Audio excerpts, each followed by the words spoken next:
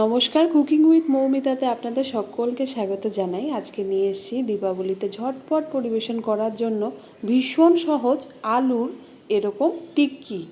খুব সহজে তৈরি হয়ে যায়। মাত্র কয়েকটা আলু আমি এভাবে সেদ্ধ করে নিয়েছি। অবশ্যই মাথায় রাখবেন যেন আলুগুলোতে কোনো কচকচে ভাব না থাকে।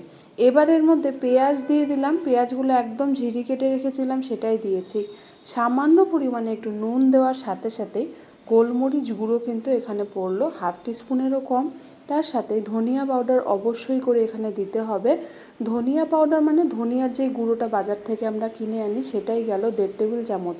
তার সাথে কাশ্মীরি লাল লঙ্কার গুঁড়ো অথবা লাল লঙ্কার গুঁড়ো যেটা আপনার ইচ্ছে হয় সেটাই দিতে পারেন।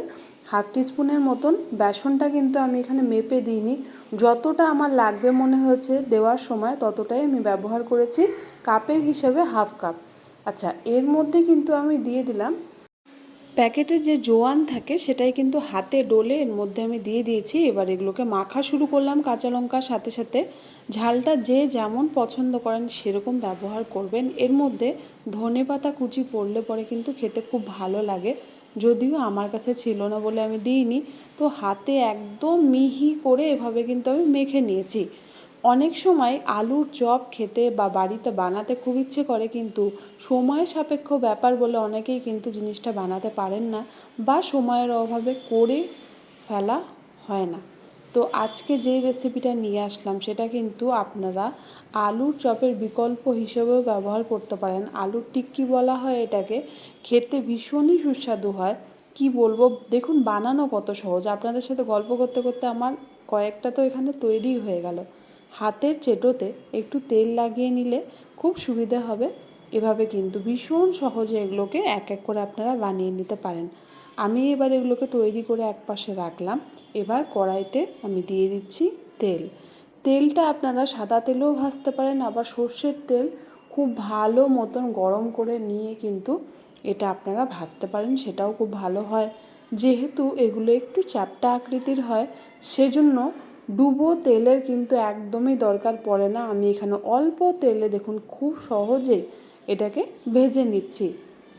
এখানে একটা খুব জরুরি কথা এটাই যে এক পিঠ কিন্তু ভালো মতন ভাজা হবে, তারপরেই কিন্তু কোনো মতেই এক পিঠ উল্টাবেন, তার আগে কিন্তু উল্টাবেন না, তবে এটা কাঁচা রয়ে যাবে। আলুর টিক্কি ভাজার নিয়ম একটাই, এটা কিন্তু ছাঁকা তেলের দরকার হয় না, শুধু দরকার হয় একটু সময় আর ধৈর্যের। আমি গ্যাসটাকে একদম লো আঁচে দিয়ে তারপর কিন্তু এগুলোকে উল্টে পাল্টে নিচ্ছি। এক পাশ যখন খুব সুন্দর লালচে রং হবে তখনই কিন্তু আর এক পাশ আমরা উল্টোবো, তার আগে একদমই উল্টোবো না, না হলে মাঝখান থেকে এগুলো একদম কাঁচা রয়ে যাবে। আর যখনই ভাজবেন এভাবে একটু হাত দিয়ে চেপে চেপে নেবেন, হাতা বা খুন্তি যেটাই ব্যবহার করুন। আমি এখানে স্প্যাচুলা নিয়েছি তাই সেটা দিয়েই ভালো মতন চেপে চেপে দিলাম। এতে করে কিন্তু তেলটা খুব ভালোভাবে টিক্কির মধ্যে ঢুকে যায় বা বসে যায়, তো ভালো মতন ভাজা হয়ে যায়। দেখুন বেশ সুন্দর একটা রং কিন্তু চলে এসছে। আমি আপনাদেরকে সামনেই দেখাচ্ছি কত সুন্দর একটা দারুণ লালচে রং চলে এসছে। তারপর কিন্তু আমি এটাকে আবারও উল্টে পাল্টে দিলাম। যখন মনে হবে আলুর চপ খেতে ইচ্ছে করছে বা হঠাৎ করে বাড়িতে অতিথি চলে আসলো, তখন কিন্তু ভীষণ সহজে মাত্র কয়েকটা আলু সেদ্ধ দিয়েই এটা বানিয়ে আপনারা বাজিমাত করে দিতে পারেন। এর স্বাদ একবার যে খাবে তার মুখে লেগে থাকবে। অতিথিরা কিন্তু অনেক দিন পর্যন্ত বলতে বাধ্য যে আপনার হাতের রান্না সত্যিই সুন্দর। ভীষণ সহজে দেখুন তৈরি হয়ে গেল। এগুলোকে ভালো মতন তেল থেকে ঝরিয়ে আমি একটু উঠিয়ে নিচ্ছি। আপনাদেরকে কাছ থেকে দেখাই জিনিসটা কতটা সুন্দর হয়েছে। যদি বলেন এটা মুচমুচে হয় কিনা, তবে কিন্তু এটা সম্পূর্ণ মুচমুচে হয় না। এটাতেই কিন্তু আলুর টিক্কির স্বাদ আর আলুর চপের সাথে এটাই পার্থক্য। এটা মুচমুচে নয়, কিন্তু খেতে ভীষণ সুস্বাদু হয়। আপনারা নিজেরা বানালে পরে একদম ভুলতে পারবেন না এর স্বাদ। একটা একটা করে সবগুলো আমি উঠিয়ে নিচ্ছি।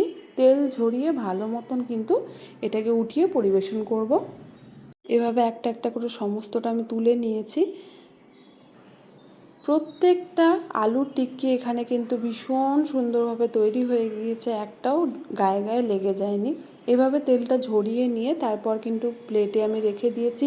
প্রত্যেকটা সাইড থেকে দেখুন একটা সুন্দর মুচমুচে মশলাদার ভাব কিন্তু আপনাদের চোখে পড়বেই। ভীষণ সহজ রেসিপি আজকে শেখালাম। আপনারা কিন্তু দীপাবলির দিন এটা বানিয়ে নিতে পারেন। অনেকেরই বাড়িতে দীপাবলিতে বা দিওয়ালিতে লোকজন এসেই থাকে, তখন কিন্তু এটা বিভিন্ন রকমের চাটনি বা সসের সাথে পরিবেশন করুন, সববার প্রশংসা পাবেন, এটুকু গ্যারেন্টি রইল আমার।